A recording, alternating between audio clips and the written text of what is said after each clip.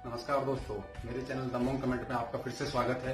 तो दोस्तों, आज हम बात करने वाले हैं हिंदू कुश पर्वत के इतिहास के बारे में कि कैसे हिंदू कुश जो पर्वत का जो इतिहास था एक शांति प्रिय इतिहास से होते हुए वो हिंदू और बौद्ध धर्म के जो एक अद्भुत समागम के इतिहास से होते हुए वो एक रक्त रंजित इतिहास में बदल गया। तो आइए आज इसी बारे में हम बात करते हैं। कुश पर्वत जो है उत्तरी अफगानिस्तान, पाकिस्तान और भारत से होते हुए तिब्बत के पठार तक जाता है और 7वीं 8वीं शताब्दी तक एक उसका बहुत ही सुंदर नाम होता था, संस्कृत नाम, जिसे उपार्य सेना कहा जाता था। लेकिन धीरे धीरे जो बाहरी आक्रमणकारियों के बाद में, उनके वारदातों के बाद में इसका इतिहास रक्त रंजित होते चला गया। 14वीं शताब्दी में जब तैमूर लंग मध्य एशिया से आया, उसने उत्तर भारत पर हमला किया और बहुत बड़ी संख्या में हिंदुओं का कत्लेआम किया और हजारों की संख्या में हिंदुओं को अपने साथ दास बनाकर ले गया। और इसी जो जबरन जो इन दासों को जब ट्रांसपोर्ट किया जा रहा था मध्य एशिया के लिए और पश्चिमी एशिया के लिए, तो रास्ते में हिंदू कुश पर्वत श्रृंखला को पार करते हुए हजारों की संख्या में हिंदू दास मारे गए।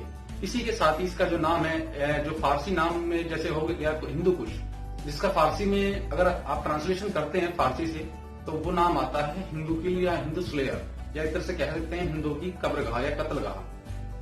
लेकिन हमारे यहाँ के जो अपोलोजिस्टिक हिस्टोरियन जो हैं, उनका अलग ही नैरेटिव है, उनका अपना अलग ही अपने मन में बनाया हुआ एक नैरेटिव उन्होंने चला रखा है हम भारतीय इतिहास में।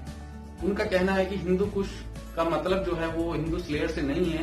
उन्होंने कहा कि हिंदू कुश जो वर्ड आया वो हिंदू कोह से आया है, जिसका मतलब है कि कोह एक वहां पर उगने वाली घास को भी कहते हैं, और या उसका एक मतलब आता है कि भारत की उत्तरी सीमा।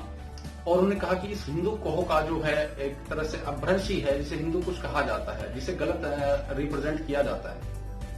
लेकिन हिंदू कोह शब्द का किसी भी लिटरेचर में, पुराने मिडिवल लिटरेचर में कहीं जिक्र नहीं है।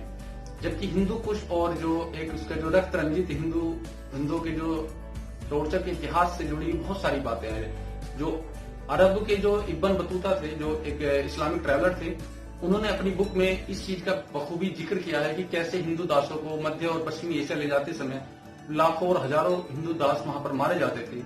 इसीलिए उसे उस क्षेत्र में हिंदुओं का कब्रगाह या हिंदुओं का कत्लगाह कहा गया। लेकिन हमारे जो यहाँ के जो हिस्टोरियन है, फेक हिस्टोरियन, इस चीज को मानने से इनकार करते हैं। जबकि 7वीं शताब्दी तक पारसी और अफगानी लोग भी इसे अब्रसैन, जो उपार्य सेना का ही एक अपभ्रंश था, उसे यूज करते थे। लेकिन इस चीज को हमारे यहाँ के जो फेक हिस्ट्री बनाने वाले लोग कभी स्वीकार नहीं करते। वो एक तरह से बाहरी आक्रमणकारियों को, जो अरब आक्रमणकारियों या मुस्लिम आक्रमणकारियों के जो इतिहास को बहुत ही सुंदर इतिहास बताने में लगे रहते हैं। जबकि उन्होंने जो है इस बाहरी आक्रमणकारी की वजह से जो बहुत ही ज्यादा सांस्कृतिक रूप से जो संपन्न क्षेत्र था हिंदू कुश, जिसमें जहां पर हिंदू धर्म और बौद्ध धर्म की संस्कृति का अद्भुत समागम था, उसका अलग ही उन्होंने जो उसे तहस नहस किया है, वो बिल्कुल ही हृदय दहलाने वाला है। आप देख सकते हैं कि बामियान की जो मूर्तियां हैं, बौद्ध मूर्तियां, और जो आज भी हिंदू कुश क्षेत्र में जो कुछ मंदिरों के जो अवशेष बचे हुए हैं, उनसे आप सोच सकते हैं कि जो बाहरी आक्रमणकारियों से कितनी ज्यादा उन्नत सभ्यता थी, लेकिन वो सब समाप्त कर दी गई। लेकिन हमारे यहाँ के जो फेक हिस्टोरियन हैं, इस चीज को कभी स्वीकार नहीं करते हैं, जो कि एक बहुत ही गलत जो रिप्रेजेंटेशन जाता है।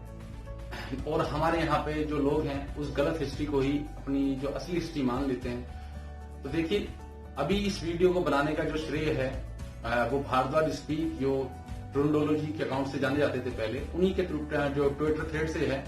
और उनका जो मैं है ना ट्विटर अकाउंट आपको लिंक में दे दूंगा। और इसके साथ ही जो आप वहां पर जाके देख सकते हैं कि कैसे जो हमारे फेक हिस्टोरियन उन्हें घेरने का प्रयास भी करते हैं, लेकिन उनकी पहल काफी अच्छी है। और देखिए, मैं ऐसा नहीं है कि केवल उनके ट्वीट के आधार पर ही मैं एक वीडियो बना देता हूँ। इसके बारे में खुद भी थोड़ा बहुत रिसर्च करता हूँ, तभी अगर मुझे लगता है ये बातें सत्य हैं तो ही मैं वीडियो बनाता हूँ। और मुझे लगता है तो आपको ये वीडियो कैसी लगी? अगर पसंद आई है तो लाइक और शेयर कीजिए, अपने दोस्तों में, अपने परिवार वालों में इसे जरूर शेयर कीजिए। और अगर आप चैनल पे नए हैं तो प्लीज चैनल को सब्सक्राइब जरूर कीजिए। और हम आगे मिलते रहेंगे इसी तरह की वीडियो लेकर। इसी के साथ